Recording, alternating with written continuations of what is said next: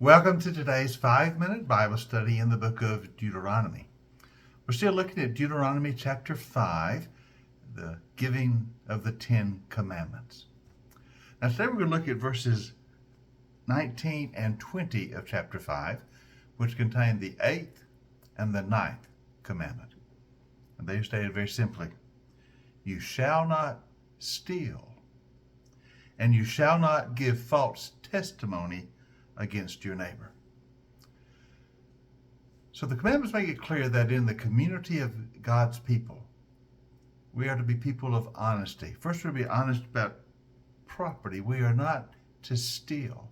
We have no right to take that which belongs to someone else. And also we are to be honest about our communication. We are not to bear false witness against our neighbor.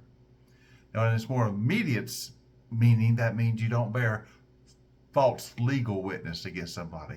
It's a legal term in court. You speak the truth. But it also is expanded in its meaning to mean you shall not be a person of the lie. You shall speak the truth. You don't bear false witness, not only in court, but also you don't bear false witness in your normal conversation. You are to be people of truth and to be people of honesty. So both in our dealing with property things, we are not to take that which belongs to someone else. We're not to steal. And neither are we to use speech that is false or untrue. We are to speak the truth because we as the people of God are people of the truth. Now we know that in any well-functioning society, these two things must be maintained. Honesty in speech and honesty in dealing with things is the hallmark of a godly society. And when you lose honesty in speech and you lose honesty in dealing with people's things, society collapses in upon itself. Well, we know that to be true. And it's reflected in the 10 Commandments. Now, when we get to the New Testament, this is also reaffirmed. If you turn to the book of Ephesians chapter 4, verses 25 through 28, Paul mentions this. He refers to these 2 commandments. Now, he's talking about this new person we are in Christ. We put off the old self and we put on the new self, who we become in Jesus, this new creation. And then he references these 2 commands. Notice what he says in Ephesians chapter 4, verses 25 through 28. Therefore, now therefore refers to what he said before, which if you read the whole passage, he's talking about the new person you are in Jesus. Since you've put on your new self in Christ, therefore, each of you must put off falsehood, and you must speak truthfully to one another, for we are all members of one body. There's the commandment reflected. You shall not bear false witness. Since you're new in Christ, you put off falsehood, and you speak truthfully. In your anger, do not sin, and do not let the sun go down while you're still angry. Do not give the devil a foothold. Anyone who has been stealing must steal no longer.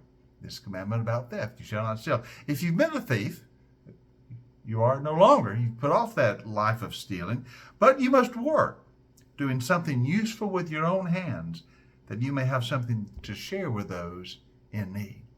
So Paul simply restates the commands as the people we are in Christ. So we speak the truth. We don't speak falsehood. We don't lie.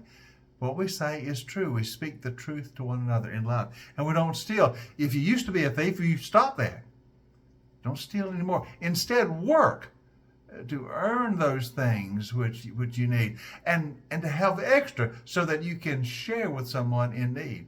So rather than stealing, you pay for what you have by your own efforts, by your own work, and you become a sharer of the things you have, giving to those who are in need.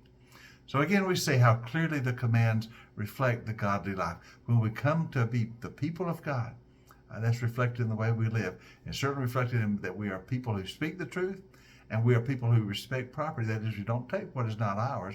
Rather, we are willing even to share what we do have with those in need.